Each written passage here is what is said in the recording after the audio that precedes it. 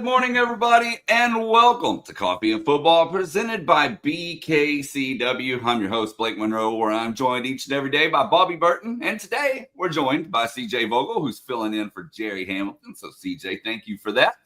And thank you all for tuning in this morning. Tell us where you're checking in from, what you're drinking, get those questions in. Of course, we'll get to those here in just a little bit. But first, guys, let's talk about a phenomenal night for the Longhorns last night in the NFL draft. Yeah, absolutely. Started with Kelvin Banks going to the New Orleans Saints at number 9. Then Jahdae Barron goes to the Denver Broncos at 20, followed by Matthew Golden, which I thought was really cool, going to the Green Bay Packers there in Green Bay, able to walk out onto the stage and see that. But Banks started us off at number 9, young man originally from Summer Creek out in the Houston area, Humble area, a little bit north of town. Big time news here is a breaking of a streak that's kind of been ignominious among Texas fans.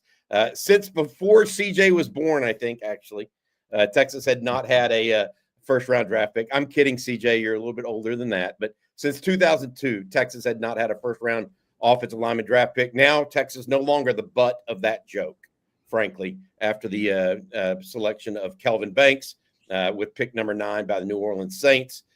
He was, I believe, the third offensive tackle taken behind Will Campbell at LSU and Armand Membu of Missouri. Banks went number 9. It is a big pickup for the Saints because they could use their future at that position. So he's going to slide right into that. And I think Kellen Moore, we talked about this last night on the live stream. Kellen Moore, the new head coach at New Orleans, is a Chris Peterson protege. And Chris Peterson used to have a saying called, "We want OKGs," which are our kind of guys. And while New Orleans could have taken a number of different types of players at that position, they took a guy that's solid as a rock in Kelvin Banks. So congratulations to him. He was down in Houston at his home yesterday. His daughter may have had a little throw up action, a little vomiting action. I think it's news while Dad was getting picked. So that may end up being a meme or what have you. But very happy for Kelvin, whose mom had a major major health issue and scare in high school. And ever since then, he's treated football like his job and his profession, and he was rewarded last night by the New Orleans Saints. Yep. What an evening again for the Longhorns. You know, we've talked about it for really 2 years now. When it comes to the NFL, Texas has put on a show, and it's become a great marketing tool for the university, right?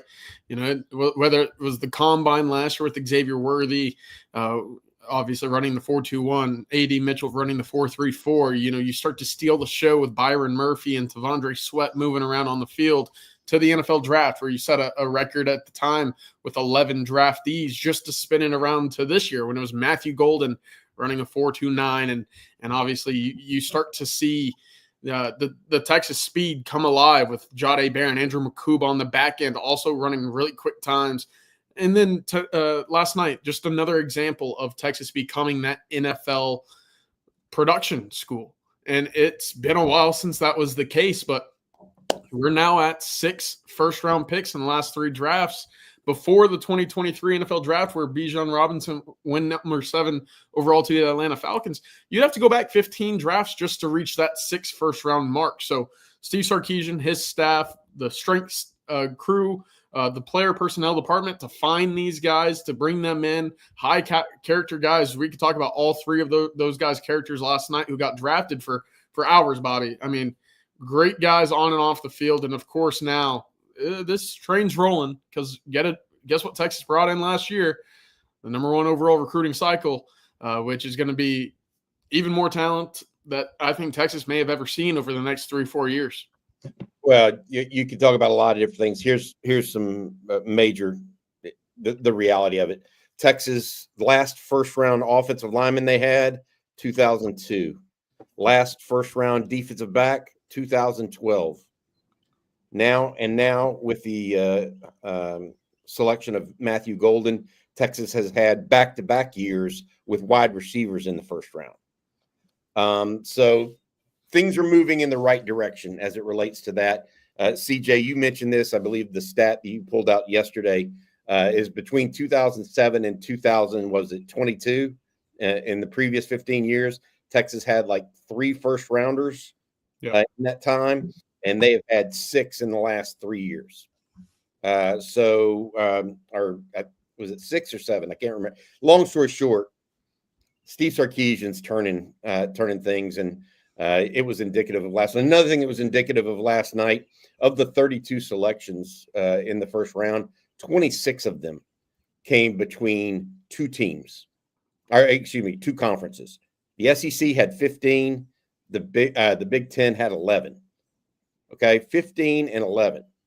Texas alone had more first-round picks than the entire Big 12 conference. They had more first-round picks than the entire ACC. Okay, college football is or has become a 2-conference, basically a 2-conference league, with the exception of Notre Dame now, by the way. But the SEC and Big Ten just continue to separate themselves from the pack in so much that there's not even a clear third place right now. It's like there's 1 and 2, and then there may be 6 or 7. Like they skipped 3, 4, and 5. That's how big the difference is right now. And on top of that, Bobby, I know you mentioned it last night on the live stream, comparing the 2 conferences. One's as deep as it gets, and the other has about a quarter of the teams producing that talent, a lot of which from the Big Ten, coming from Ohio State, coming from Michigan, obviously Oregon now in that mix, as well as Penn State. But it's not as deep. It's not as thorough as you'll see on a given Saturday in the SEC. No, I mean, 4 teams comprise those 11 picks for the Big Ten. Ohio State had 4. Ohio State had 4. Ohio State 4. Michigan had 3, right? And then Penn State and Oregon had 2 each. That was basically 4 schools. In the SEC, you had 3 from Texas, 3 from Georgia. You had 1 from Alabama. You had 2 from Ole Miss. You had 1 from Kentucky, 1 from Tennessee, 1 from LSU, 1 from A&M. You had 8 different schools, I believe it was. 1 from Missouri, 9 different schools, is my point. That the SEC is just a different style of conference where the talent level is more dispersed, whereas in the Big Ten, I believe the talent level is more concentrated among just a few teams. And that's why, I mean, it's easier to get into the playoffs, in my opinion, from the Big Ten. And it's why you had 4 teams in the playoffs this year there, as opposed to only 3 in the SEC. All right, Bobby, you actually sent this over to me this morning, and I got the clip ready finally. My apologies on the delay. This is awesome. So look, Kelvin Banks was at his home. Okay. Matthew Golden was up in Green Bay. Jahdae Barron had a huge party. And when I say party, I mean all caps, 200 plus people, former Longhorns there, media in attendance, a lot of current Longhorn players and their parents were there. This was sent to me last night when Jahdae Barron went number 20 overall, and the eruption around the room. Just watch how many people are there, all hanging out with Jahdae Barron and his friends, teammates, relatives, etc.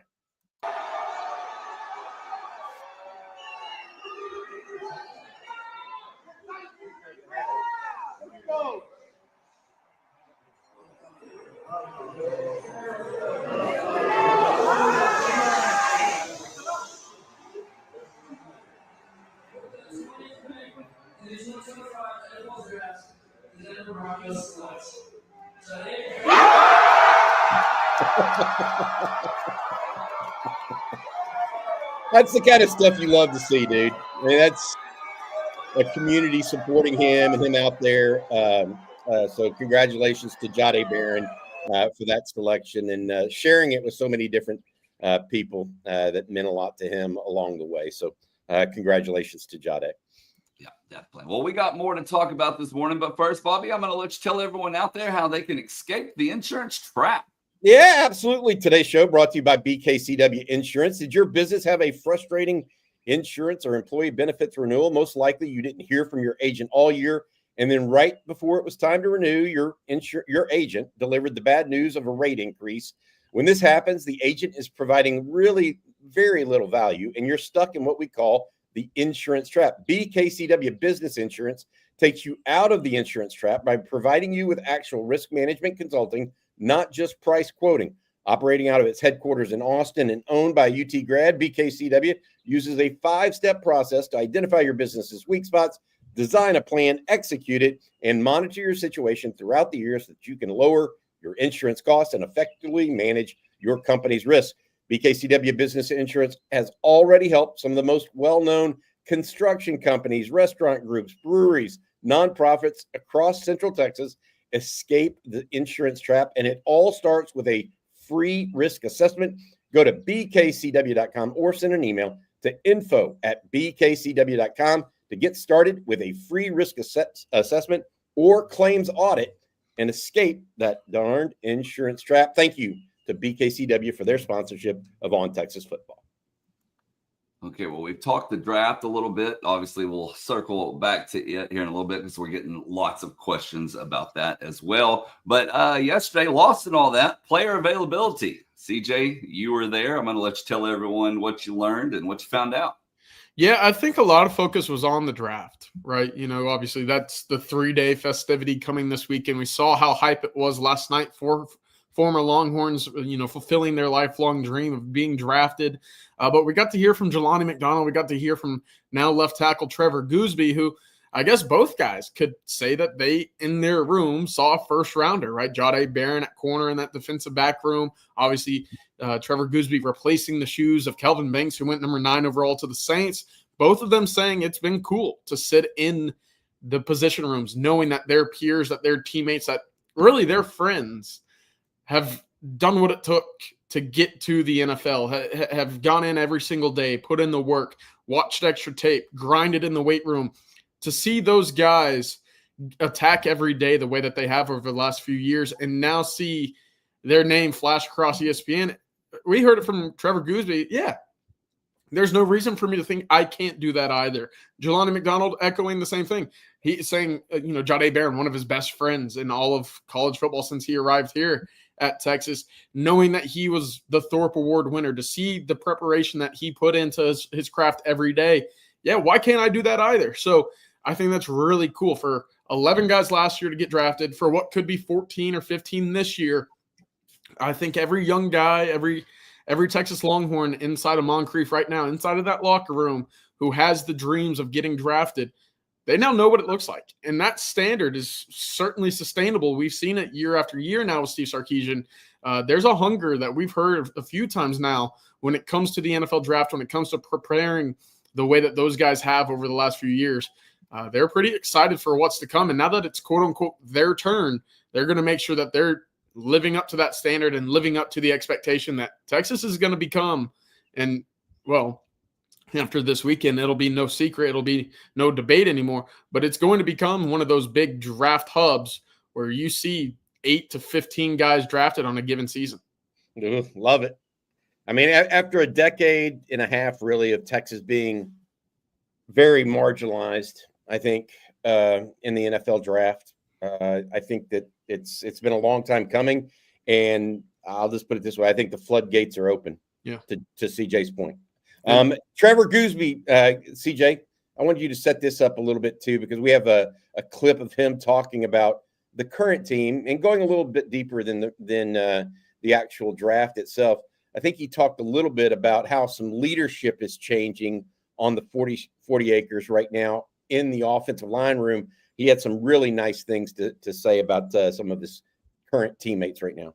Yeah, of course. While the main theme is all focused towards the future with those guys, we do have a 2025 team to talk about, and that's a little bit about what Trevor discussed, of course, with 4 new guys on the offensive line. Who's becoming the leaders, the vocal guys in the room? And Trevor's got a good quote for us here. Definitely Cole Hudson. Cole Hudson's really stepped up as a leader, kind of on the field and off the field. He's kind of our Jake Majors, if you will. manhandling the center position right now. So him and then DJ Campbell as well, kind of bringing the juice for us. He's our energy guy. So yeah. How come Cole? Well, there you Cole's go. like DJ's the hype guy, and Cole's the go get him out there guy. That's what it sounded like. He's like separating the two. Cole tells us all what to do, gets us lined up right, and then DJ's the hype guy.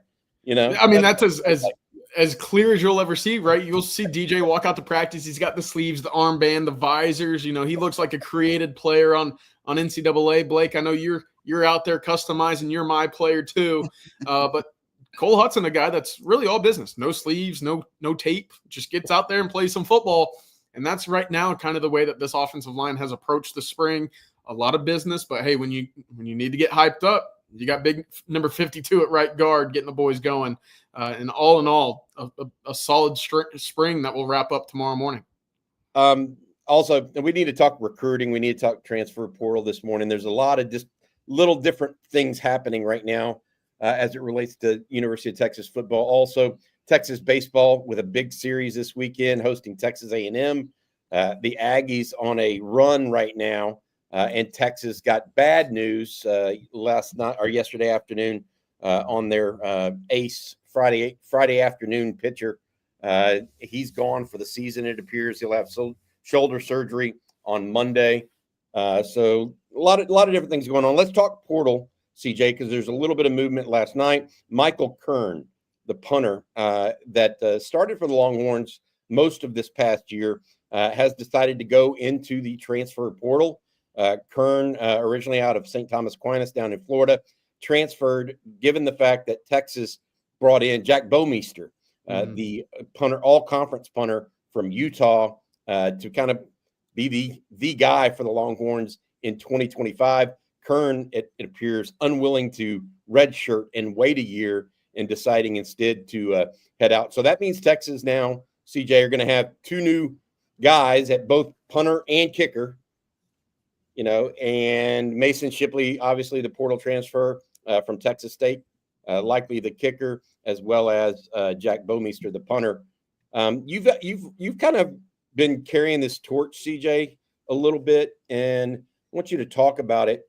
You think that maybe the idea of taking a kicker and punter out of the high school ranks may be an antiquated way of thinking about it going forward for not just Texas, but for a lot of big-time schools that can afford to spend some NIL on kicker and punter. That's what Texas has done, clearly, this offseason. Is that where you think this is all headed for those two positions? Yeah, for those two positions specifically, right? They're named specialists for a reason. They're very unique in what they're able to do. And, I think this really only fits schools that have that NIL budget to go spend at a kicker and punter position. Otherwise, you're going to have to be dealing with the ups and downs, the bumps and the bruises of a young, inexperienced kicker in big key situations. And I know that wasn't necessarily Burt Auburn last year, but when his time was expected to end, Texas was looking at some high school kickers as well. So, of course, gone are the days, for me at least, to go develop a kicker. I'd rather go out to the Big 12, the MAC, a school that's been out there and already done the work for me. So I can come in, poach them, get them on my roster, and reap the rewards of, playing in the SEC, playing at a higher level with higher stakes and a national championship on the line. Of course, Texas, I would never at Texas, Ohio State, Georgia, name a few others.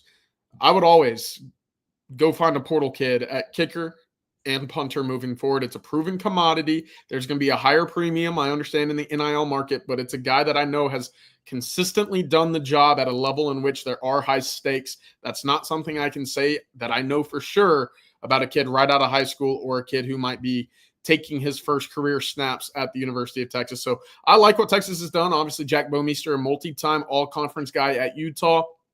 Mason Shipley, back-to-back really solid seasons at Texas State, 30 of 34 over the last two seasons. That, to me, are proven commodities, something I know should Texas need them in clutch situations. They've been there. They've done that at the college level. And really that untrust is not something that I have to worry about moving forward. So that's my MO this year, something I'm really planting my flag in, as you mentioned, Bobby. moving forward, if I'm the University of Texas, every year, if I need a new kicker or punter, I'm going straight to the portal. Yeah, I hear you. Kearns and Auburn in the portal. Malik Ogbo, offensive lineman, in the portal. Those are the only 3 portal announcements thus far from the University of Texas on the departure side. Yeah. Right? Obviously, today is the final day. It is the portal closing window for players to put their names in the portal. Now, while they may put their names in the portal, they may not be announced for 2 business days, which could lead us all the way into Tuesday of next week, hearing something on a potential Texas player going into the portal. But as of right now, CJ, with those 3 guys going in the portal and the 5 additions that Texas has had in the spring, Texas now sits at 83 on the scholarship depth chart. Correct. And I want to say this, given that the House settlement has not settled yet, if that's the case and it doesn't settle, everybody's going to have to be at 85. And so Texas is well prepared for this, whereas some teams have already gone out and tried to go up to 105. And they're going to have to peel back some numbers on scholarships. So we'll see what this all means. But Texas at 83 currently on their scholarship number. They have spots for 2 more, maybe even more than that as it moves forward, CJ and Blake. But as I look at it right now, the University of Texas at 83 scholarships, could take a couple more in the portal, but they won't even address those needs until they figure out what those needs might be subsequent to the portal closing right now here in the next, 16, 20 hours before that happens. Well, guys, we've talked the portal, but it's also a big recruiting weekend. DJ, what do you have for us? Yeah, a lot of defensive linemen, a lot of edge rushers making their first trip down to Austin, and this will be another big opportunity. Look, this whole spring kind of builds up to the June official visits, and we've talked about it, whether it be dating back to last year with guys like Jamie French, Myron Charles, Josiah Sharma, all making their first visits for spring practice, setting up an official visit, and then ultimately ending up in the Texas class. Texas certainly looking to host a number of big-time prospects right now, 3 of which coming from Alabama on the defensive line: Emmanuel Ruffin, Vodney Cleveland, Kamari Brooks at the edge position. I'm a big fan of Vodney Cleveland. Of course, he's got an official visit already set up for the Longhorns later in June. But you start looking at the depth. You start looking at the length. Look, Tico Crittenden out of Georgia, that's a big-time prospect right now on the recruiting trail, national prospect, the one that I love the violence, love the first step. You look at the edge rushing ability and what Texas has already stacked up with. Recruiting from that deep south, recruiting from the Alabamas, the Georgias, the Floridas. It's really where you're starting to see Texas make an impact. Of course, Brody Jennings, cornerback out of Florida, currently committed to Michigan, will be back on campus, as is Devon Benjamin, who, Bobby, we talked about a few weeks ago coming into Austin, returning to campus this weekend. That's one of my favorite players in the entire class already, coming in from California. So the national approach this weekend will be on full display, as well as, the number 1 running back in the country, Derek Cooper, coming in from Florida as well. A heck of a prospect. And look, Texas will continue to chip and chip and chip. We talk about it with each national prospect until they get onto campus. It's hard to really, justify Texas becoming a big player in that recruitment, just like any other. But right now, Texas hosting a lot of national prospects for their final practice of the spring and then leading into Fan Fest. I don't think that's any surprise to be able to kind of set it up, say, hey, here's practice, here's what it'd be like on the field, and also here's what it's like off the field at the University of Texas. Show the love, show kind of that fan festival as it will be on Saturday that Chris Del Conte and his crew are putting together. Ultimately, Texas continuing its approach to becoming one of the top year in, year out recruiting teams in all of the country. Some other guys coming in: Trenton Henderson, the edge out of Pensacola; Kendall Gerville, the big defensive lineman out of Florida. Some think maybe the top defensive lineman in the country. And then Camden Hamil, the corner out of the Phoenix area. CJ, it's a star-studded list coming in this weekend. You'll be out there. Jerry's going to be out there. He's one of the reasons why Jerry is not here with us, by the way, if y'all missed it at the beginning of the Open. He's headed up here to Austin. I'm in town already for the Fan Fest and player involvement thing tomorrow. I would say this: Jerry is somewhere. Last time I talked to him, he was somewhere on I-10. headed up to 71 from Houston. So y'all will be out there this afternoon trying to get some information on recruiting. Brandon Harris, those guys, Aaron Joe, Josh Johnson, John Michael Jones. They have a bunch of guys going on. Taylor Searles. They all have a bunch of guys coming into campus today and tomorrow and over the weekend. So best of luck to Texas as they play host to some really great players.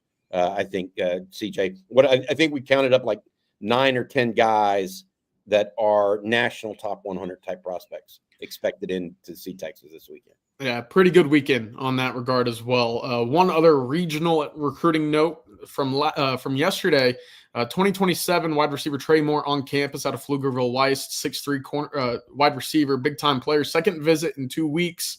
Texas brought him in with his Pflugerville Weiss teammates last week.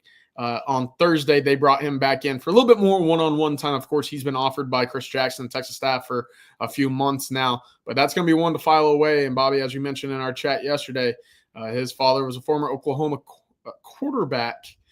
So Eric Moore, for those familiar with the name. But Trey right now, a big-time ascending prospect in the state of Texas, should be one of the state's overall top wide receivers. Yeah, Eric Moore is a former OU quarterback. You're right, CJ. And this is his son, Trey. And Eric is now a pastor in the Austin area, up north of town, where, frankly, a lot of former Longhorn players go to church. And so it's a tight-knit community up there. So it's interesting that Texas is looking pretty heavily at Trey Moore this early in his career, given he's a 2027 wide receiver, like you mentioned, CJ. So good stuff there as well. I want to say this, and this is good stuff here from Splendid Daddy. Just realized Notre Dame didn't have a single guy in the first round, not even close. The reality of it is that and I thought about this last night as we were watching guys go off the board. That means Notre Dame's probably going to be pretty good next year, guys. Yeah. Because they finished really, really strong. And had a lot of guys up front that were doing their thing late in the year, plus that running back Jeremiah Love.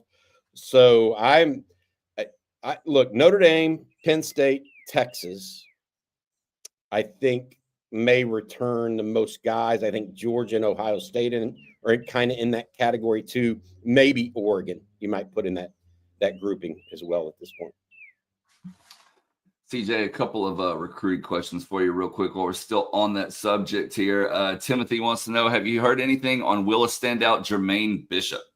Yeah, Texas certainly still in the thick of things there, recruiting him as a defensive back at cornerback right now. Also, Texas going after a number of guys out of state on that regard as well. Jermaine Bishop has 3 officials set up: USC June 6th, Houston June 13th, and Texas coming in that final weekend. What's going to be interesting, of course, is should he want to stay home? Texas-Houston battle, Texas-USC battle on the big picture as well. USC up to about 24 commits already in its 2026 class. So you start talking about classroom, position rooms, I'm sure they would make room for a guy like Jermaine Bishop. But Texas right in the thick of things, of course. And that position versatility, we talk about it all the time on campus already. Bishop provides a lot of that as well. I'd love to. Hey, Blake, if you have time, put some Jermaine Bishop film up for us. I can do that for sure. Just for fun.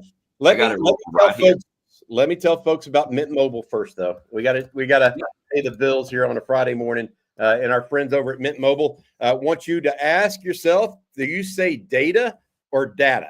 At our house, my wife and I, we say data. And for the longest time, we thought paying a fortune for our monthly data plans were just normal. That was until we found out about Mint Mobile and their premium wireless plans that start at just $15 a month.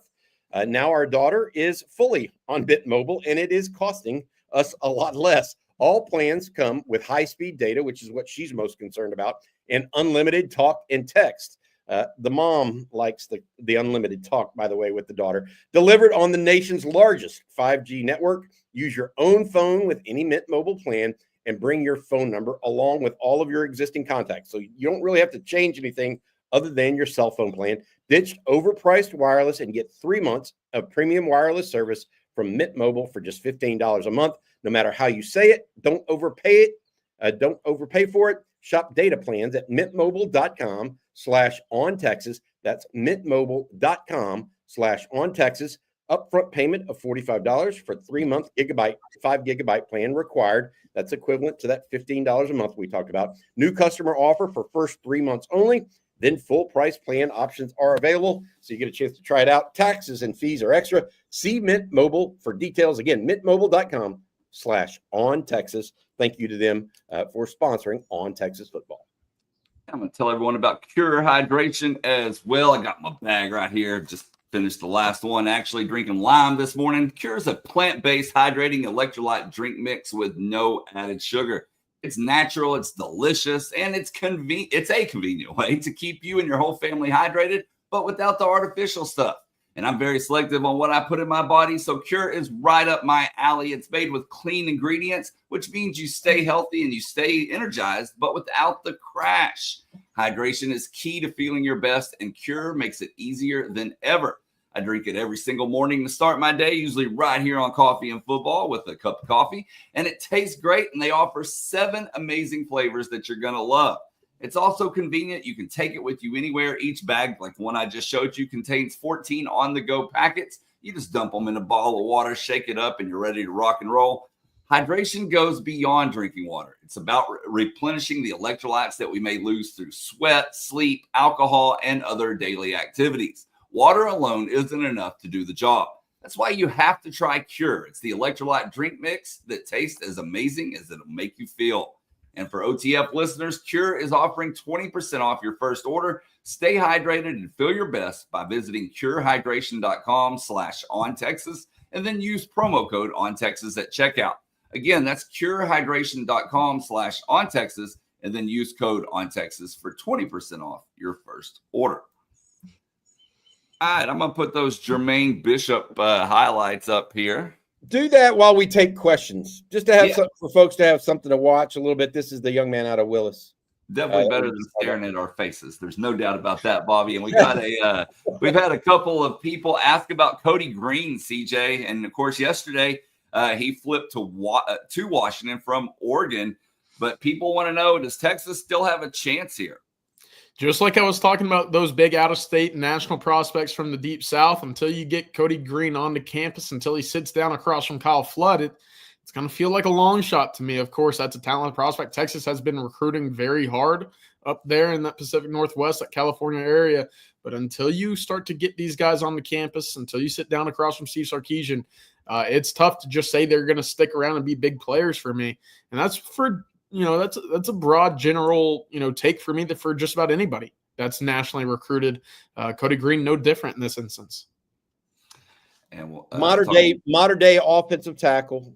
That is one of like several tackles Texas is really recruiting, but he would be one of the elite ones in that group. I think he's a 5-star nationally, right? Right, CJ? Kind of surprising he flipped from Oregon to Washington, but oh well. And let's see here. Kenny Joe wants to know, do you think we need to take a second punter in case of injury? That's a good question because Ian Ratliff went in the portal too, right, CJ, back in the winter? Yes. I don't know if he ever landed anywhere. Look at that move from Jermaine Bishop. I don't know if he ever landed anywhere, though, so I don't know what their walk-on situation looks like at punter behind Jack Bomeister.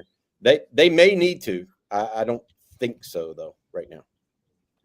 I don't think they were contemplating that really or thinking about it heavily. Jay Lee wants to know, he says, CJ, of those 23 current USC commits, how many do you think will actually sign? USC did the same thing last year where they loaded up early. Yeah, they did basically do the exact same thing last year. They're up to 23 currently. Bobby, I'd have to sit there and go through each individual, recruitment to give a true guesstimation. But right now, I'd probably say 15 or so based off of what we saw last year. Of course, USC loaded up early. They saw a lot of their defensive linemen, especially from Georgia, especially from the Deep South, say, hey, SEC is more of my style. I want to stay closer to home. I want to play in a physical style of football close to home, essentially, is where a lot of these guys ended up. But 15, 16, I think holding on to these guys in the current day of NIL is really tough, especially when you get them this early in the class. 23 is a lot to hold on to for the next 8 months, essentially. Not an easy thing to do. Yeah, and Yeah, look, Justice Terry this time last year was committed to USC. Just to give you an example. I think USC is a lot like A&M in that regard, frankly. A&M is losing recruits every so often. They peel back. They try to get going quickly and then end up peeling back, 5 to 10 over the course of a year. We'll see what happens. The thing about USC is it does take a certain type of guy to want to go out there and deal with that and do it all. They try to recruit more heavily in the Deep South than maybe I think they should. That's just my opinion.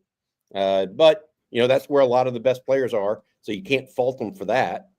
But they, like last night, I'll just tell you, last night, two guys from Anaheim Servite went in the top 8 of the NFL draft or whatever. When did Ted McMillan go? Did he go 8 or not? I mean, 8?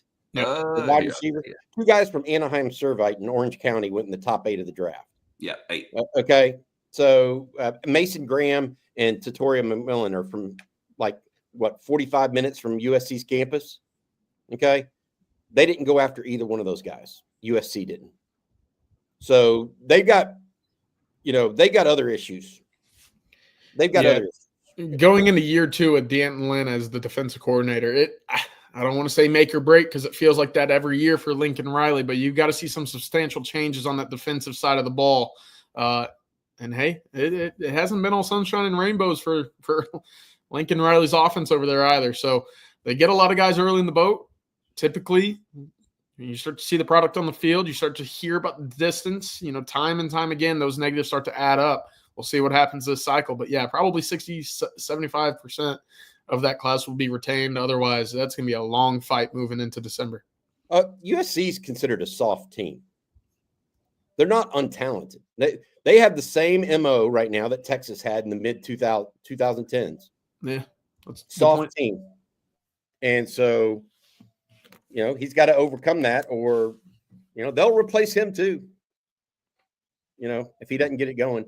And I don't know that they have the quarterback that Lincoln Riley has had QB1 3 times with Baker Mayfield, Kyler Murray, and then Caleb Williams.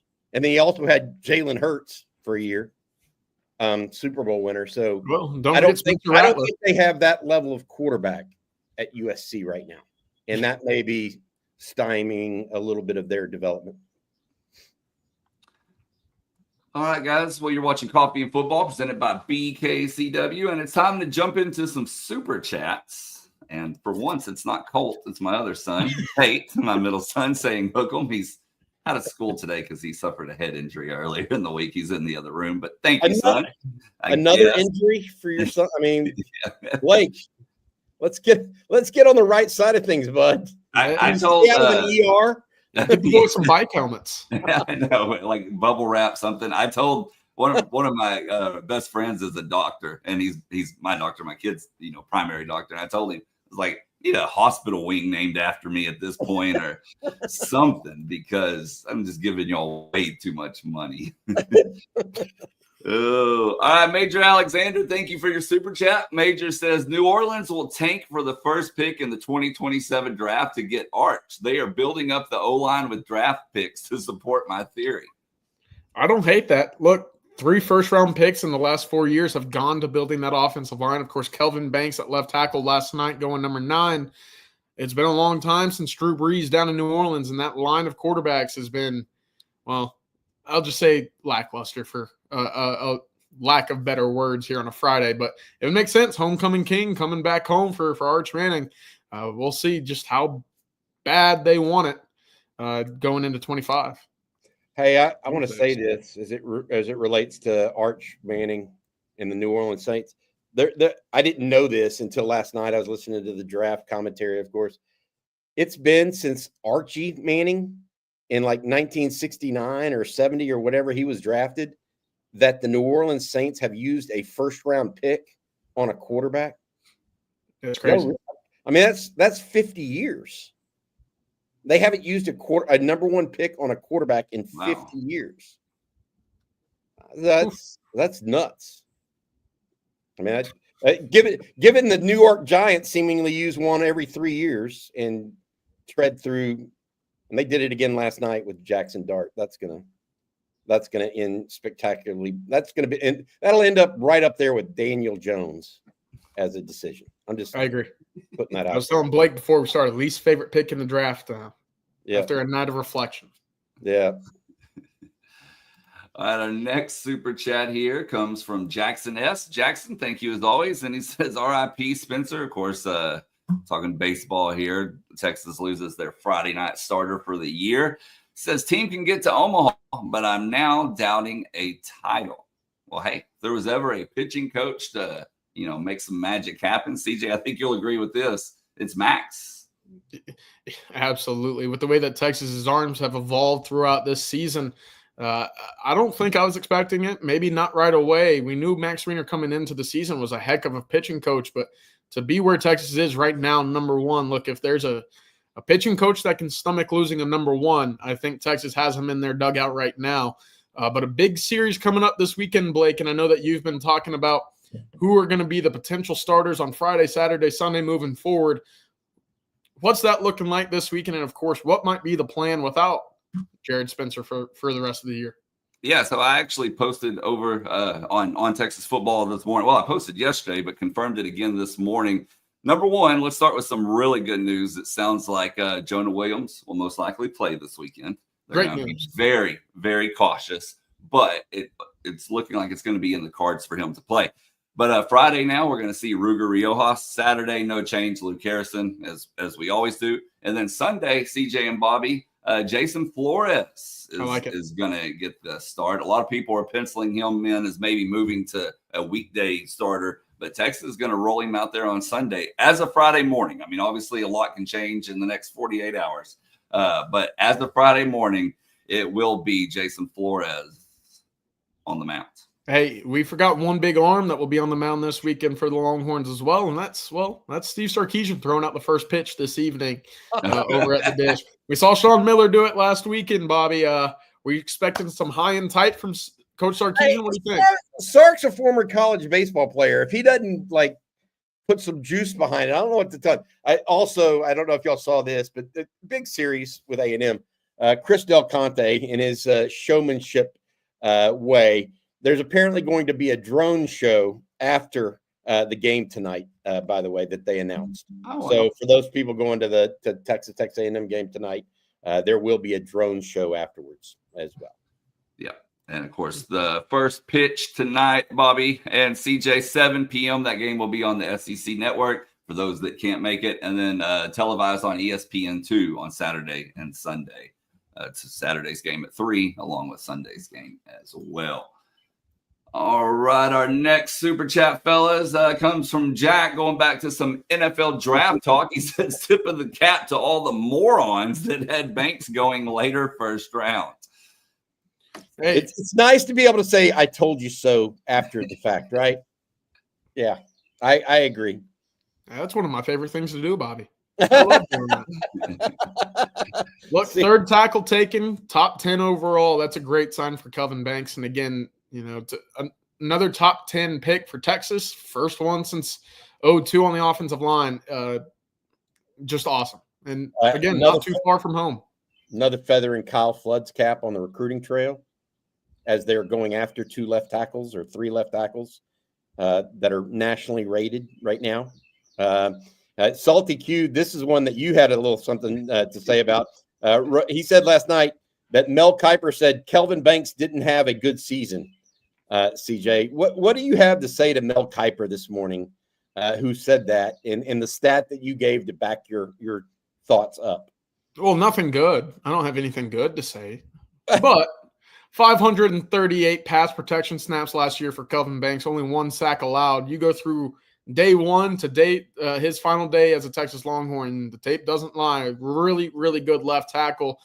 And to hear that was a down year for the Texas left tackle, I don't know what might be a good year because, look, you start bringing home the hardware, Lombardi and the Outland.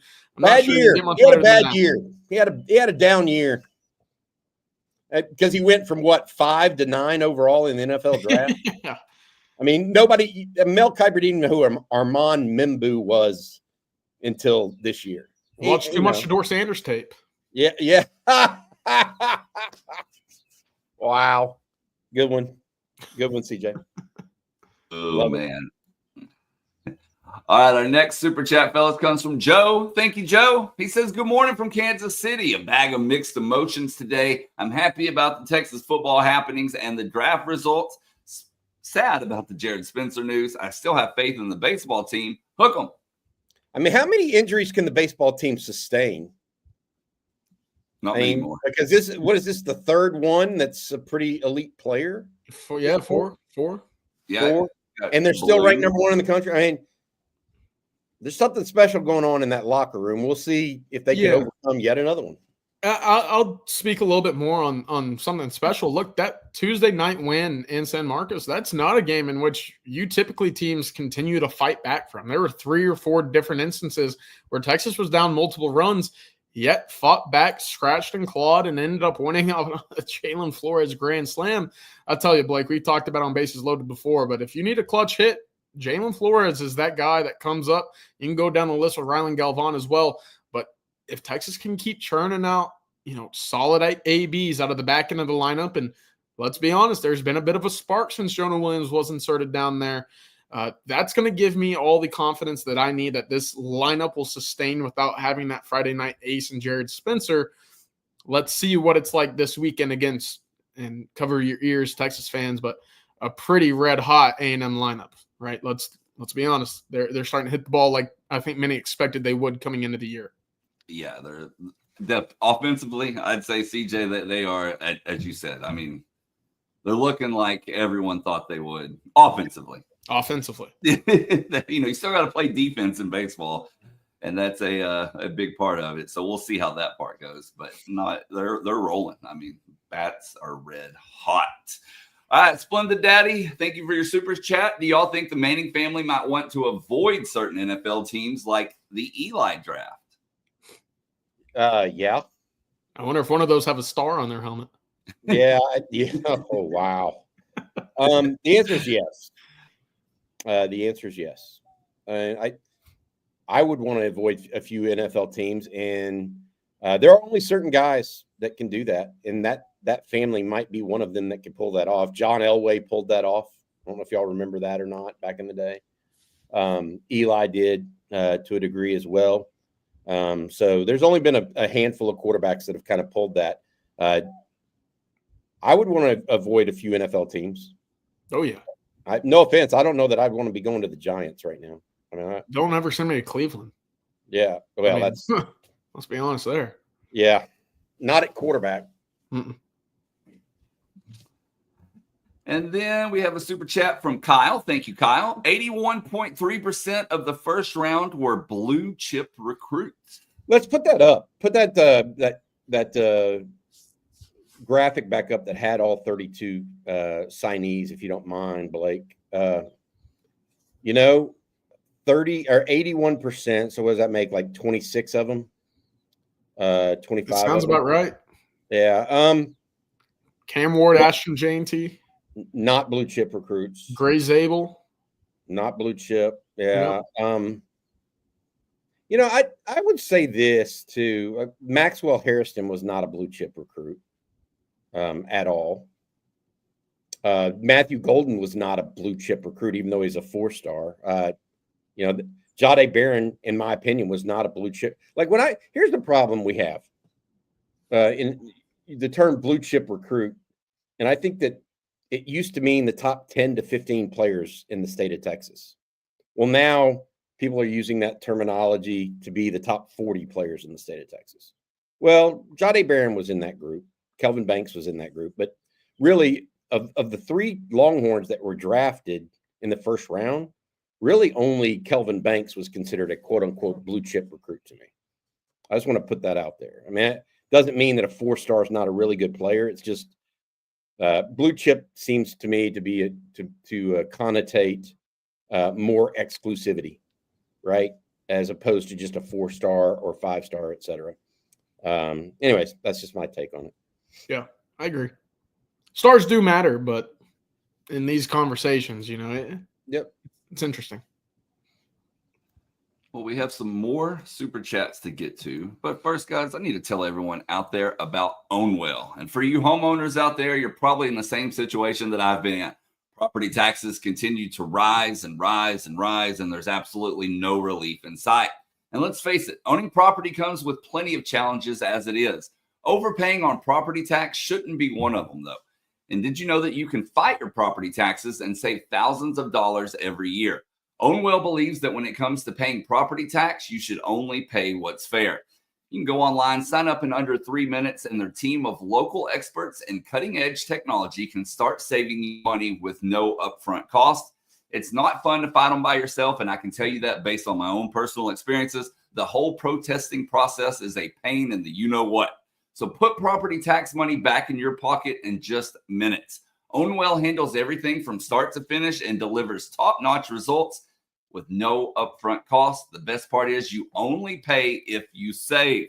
86% of Ownwell's customers receive a reduction with average customer savings of a little over $1,100. Now, the deadline to protest is coming up quickly, May 15th for most counties in the state of Texas. So save money on your property taxes with Ownwell. Sign up in less than 3 minutes and start your protest today at ownwell.com/OTF.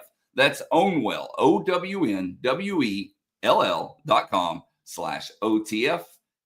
We want to thank them for sponsoring. Also saw yesterday there was a few people who said they've used Ownwell in the chat and it has saved them some money. So that's good news. Go check them out today. Well, guys, as I said, we have more super chats here. We're going to start with this one from Jack. Thank you again, Jack. We appreciate it as always. And he says, I'm predicting 3 more Horns drafted tonight. NFL teams understand culture fits. Love it. How many do you predict today? I was looking at if the next 3 to go off the board, I think, CJ, if you're looking at mock draft consensus, right? In the second and third rounds tonight, by the way, guys. Yeah. And it starts at 6:00. Alfred Collins, Andrew Makuba, and Cam Williams by consensus. Those are the second and third round possibilities for Texas. Is that right? Or there's maybe Gunnar Helms sneaks in there if there's a run on tight ends. What are your thoughts, CJ? Yeah, I think you're looking at Andrew Makuba. I think you're looking at Alfred Collins for sure.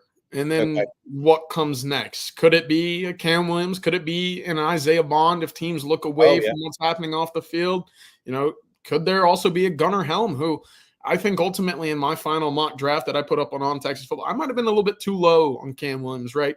I think some teams value that tight end spot. We obviously saw a couple go last night in the top 15. Right now, I think that the later you get into drafts, the more teams start to draft for needs. Obviously, some teams draft at 12 for a need. But point being, I think that you start to look around at what you need positionally late in drafts, and you start to approach that with the best available at those positions. Gunnar Helm certainly could be a guy that sneaks up into that third round, those final 75 overall pick area. I think that'll be interesting. But all in all, it should be another strong marketing night for the Texas Longhorns as they continue to produce guys into the NFL. 2, 3, 4, 5, 6, 7. Any round, you'll probably hear a Longhorns name called, and that's awesome.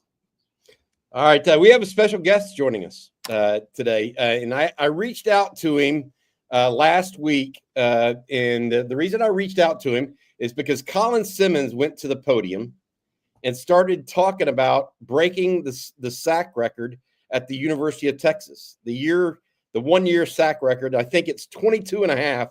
Welcome in the guy that owns that record right now, Kiki DeAyala. How you doing, Kiki? You doing all right this morning? I'm good. Thank you, Bobby. Yeah, you look like you're just waking up and getting ready here. What you were in Austin? You were in Austin. I had to go to. No, I was in Austin yesterday for Kenneth Sims on the Memorial Kenneth. Mm-hmm. So anyway, just got back late last night and getting up early. Yep, I got you. Well, hey, Kenneth Sims, you told me that he was the one that was always made sure you knew that he was the reason why you have the sack record. They were busy double teaming him so you could get to the quarterback. Is that accurate? Well, it was semi-accurate because he said it was double teaming him, and I said, "Well, you know what, Kenneth, you should be triple teamed, and that way I could be free." Hey, No, what did you? listen. Playing against Kenneth, Steve McMichael. I mean, believe me. I mean, I had gems of people playing next to me. How was that yesterday? Texas has suffered a couple of losses. The Texas Brotherhood recently, Steve McMichael, obviously, Kenneth Sims recently as well. How was that? And how many teammates were there for that memorial yesterday with Kenneth Sims? Oh God, there's probably about 40, 50, 60 teammates there. It was wonderful. It was truly a celebration of his life. The family, his family were amazing, and it was just wonderful. It was great. It really was. Gotcha. That's good to hear. All right. So, what do you think of the Longhorns? You're a sack guy. What do you think of Colin Simmons? That was going to be my number one question, because when you and I talked on the phone trying to talk about you coming on this morning, you said, "Look, I got some things to say about Colin Simmons and how he gets after the quarterback."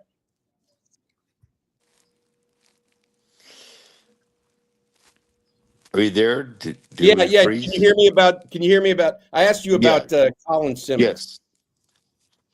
Yeah. No. I mean, listen. I think it's great. I mean, I've heard over 40 years people saying that, "Oh shit, I want to break his record." Well, you know what? I would love that because it would just be passing the torch, but no one ever breaks it.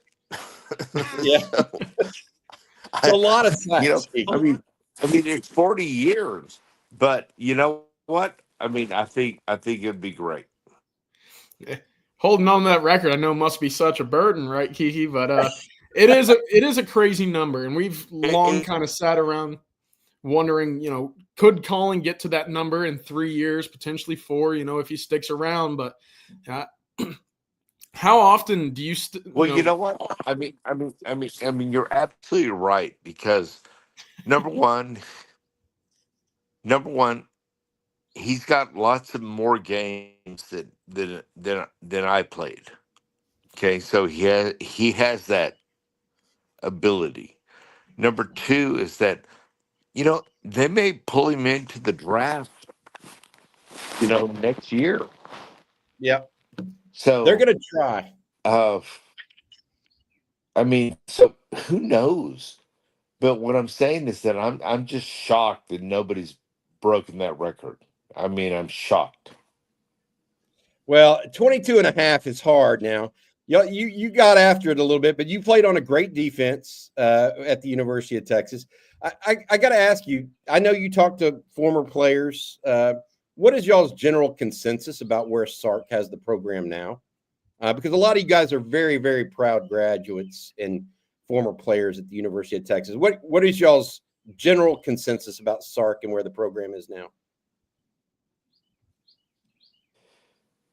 Well, it's a new world with the NIL and all that kind of stuff. So it's totally different than judging a coach based on just being a coach. I mean, nowadays, I mean, it's a totally different business world environment. Um, but I will say this, except for that little pitch on the goal line. Other than that, I think Sark is a great job. The pitch. This is spoken like a true competitor, by the way. He doesn't Uh-huh. forget whenever things go wrong. Kiki, thank you for joining us this morning, buddy. You take care of yourself, okay? Thank you. All right, Thank hook you 'em horns, guys. man. Take care of yourself. Thanks for joining us. Hook- Kiki DeAyala, all-time sack leader, University of Texas, 22.5 in a year. And I think he has 40 for his career, guys. Not, let's just say he got out of bed for those. He was okay for that. So, yeah, good stuff. Thanks for joining us, Kiki. Good guy. I think when I reached out to him, he said his mother and I don't know if his mother-in-law, his girlfriend's mom watches the show. So happy to hear that, and hope he's able to have a good day the rest of the day. And a lot of those guys, I talked to somebody else that was at Kenneth Sims Memorial yesterday as well. He said the same thing about 50 different guys showed up that celebrated Kenneth Sims' life. Kenneth Sims, by the way, the last number 1 overall pick from the University of Texas. 45 years ago. With the way that things are trending now, I think that record too might be falling soon. 2027 not too far away, and I know that we've kind of thrown it off on the Longhorn live streams with Jeff Howe, Rod Babers, but I'll leave it with a little tease here. You could be going 1-2 in 2027 with Arch Manning and Colin Simmons. Yep, good stuff. Good stuff. Let's get back to some questions. Yeah, you got any more? Yeah, we do. We have a couple of super chats here, or a super chat. Excuse me, I forgot we did Jack's. Creighton P. Thank you for the super chat. Says Sark had more players drafted in the first round of this draft than Texas has had in the decade prior to Sark coming to Austin. Development matters. CJ had this stat yesterday. What was the amazing stat that you spouted off during our live watch party? Yeah, from 2007 to 2022, that 15 draft span, 6 Longhorns were drafted in the first round. In the last 3 years, Texas has produced 6 NFL drafts. You hear it here, or you see it here from John Bianco as well. 10 years before Coach Sark, 2 first-round picks. Now we've got 3 in 2025. There were obviously 2 last year with Xavier Worthy and Byron Murphy, but the overall top-end talent being produced in the NFL, you're seeing the results on the field. The hardware is returning to Austin. It's a great time to watch Texas football, and I don't know, Bobby, if we're going to see it slow down anytime soon. Hope not. That would be my comment on that. I hope we don't, because Texas, look, Longhorns have a chance right now. I started just looking at Ohio State had the most first-round draft picks, by the way. They had 4, with Josh Simmons going number 32 overall. It had been them and Texas and Georgia with 3, Michigan also with 3. So, look, just looking around, other teams losing, other big-time teams like Ohio State losing a lot of players, Georgia losing a lot of players. All 3 of Georgia's guys, by the way, on defense. I thought that was kind of interesting. So maybe there's a reason they were pretty good on that side of the ball. Right? I mean, so we'll see where this goes. But hopefully, back to that previous question about second and third rounders today, possibilities, Cam Williams, Gunnar Helm, Isaiah Bond, Alfred Collins, Andrew Makuba. Those are the 5 to watch today. We'll see where it goes. Yep. All right, Bobby, before we get to our last question or two, I'm going to let you tell everyone out there one more time how they can escape the insurance trap. Yeah, I love BKCW. We use them here at On Texas Football and have for a year and a half now. They've been terrific with us, helped us through some things. Today's show being brought to you by BKCW Insurance. If your business had a frustrating insurance or employee benefits renewal, most likely you hadn't heard from your agent all year long, and then right before it was time to renew, and they delivered the bad news of a rate increase. BKCW helps you take you out of that insurance trap by providing you with actual risk management consulting, not just price quoting. Operating out of its headquarters in Austin and owned by a UT grad, BKCW uses a 5-step process to identify your business's weak spots, design a plan, execute it, and monitor your situation throughout the year so that you can lower your insurance costs and effectively manage your company's risk. BKCW has already helped some of the most well-known construction companies, restaurant groups, breweries, and nonprofits in Central Texas and around the state escape the insurance trap. It all starts with a free risk assessment. Give them a shout. Go to bkcw.com, send an email to info@bkcw.com to get started with that free risk assessment or claims audit and escape the insurance trap. Muted. Dollar in the jar, Blake. Muted. Picked it up early, though, thankfully. All right, guys. We will probably close with this one. Ekim says over under 1.5 on 2026 first-round picks from this 2025 team currently. So how many first-rounders do y'all see next year? You got Anthony Hill. That's going to be the one, right? Who else might jump into that conversation? And I think that's where you start to ponder, right? You won't have Colin Simmons. You likely won't have Arch Manning, as we've talked about here, likely going to play 2 years at Texas. But who then could else jump into that conversation? Who could be the Matthew Golden of this 2025 team? Because, look, we did all the draft prep shows about 10 months ago leading into what this 2024 team could produce. And I don't think we ever mentioned Matthew Golden as a top, 25 pick. So who could make that, ascent, I think is the big question. Could it be a Manny Muhammad at cornerback? Could it be a Trey Moore at edge or linebacker? I think it's going to be really interesting. Could it be a Trevor Gooseby, as some of y'all in the chat are mentioning as well? I think a left tackle is certainly going to hold that premium price in the NFL draft. And look, if it's anything like we've seen, like Kelvin Banks and what we saw last year in those 4 games that he played against some really good opposition late in the season, I think you're going to have a pretty solid shot to have Trevor Gooseby drafted very high. So that'll be interesting. But right now, it's tough to predict more than one going into the draft at this point in the first round. I completely agree with CJ. The candidates, I think you might start with Trevor Gooseby.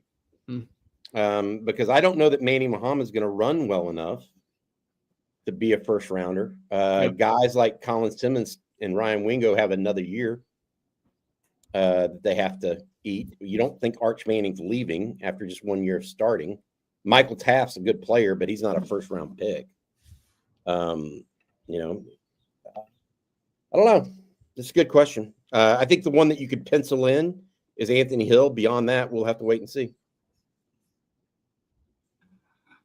All right, Bobby, tell folks what they can expect later today and throughout the weekend right here on Texas Football. Absolutely. You guys are doing Bases Loaded, talking about the Longhorns series versus Texas A&M tonight. You guys got that coming up here pretty quick. We got the afternoon live stream. Rod Babers, Jeff Howe going to handle that, while CJ Vogel and Jerry Hamilton are going to be on the recruiting trail. Lots of visitors coming in.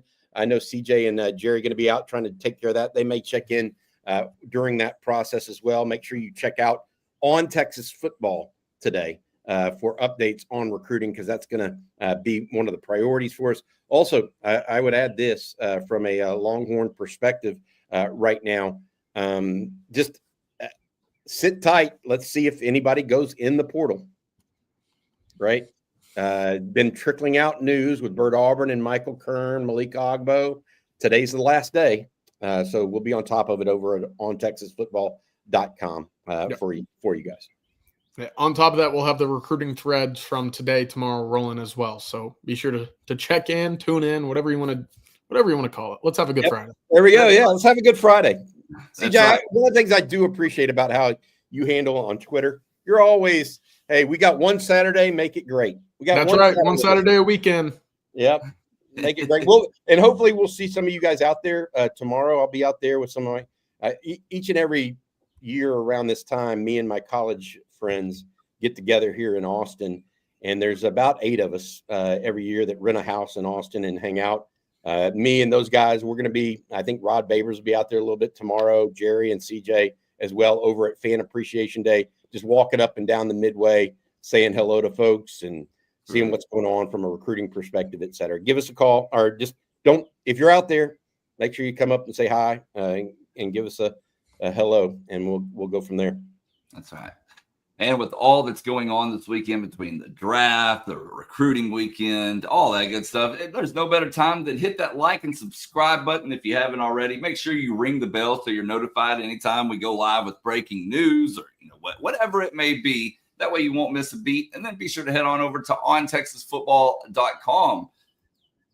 After that, use promo code OTFOG. Lost my train of thought there for a second.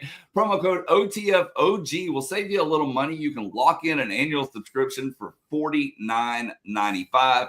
but only if you use that promo code. So go check us out. Be part of the great community that has been built over there. Just a lot of phenomenal stuff happening both there and, of course, the OTF YouTube as well. Well, we hope you all have a phenomenal weekend. We'll be back on Monday morning, of course. So for Bobby Burton and CJ Vogel, I'm Blake Monroe, and we'll see you then.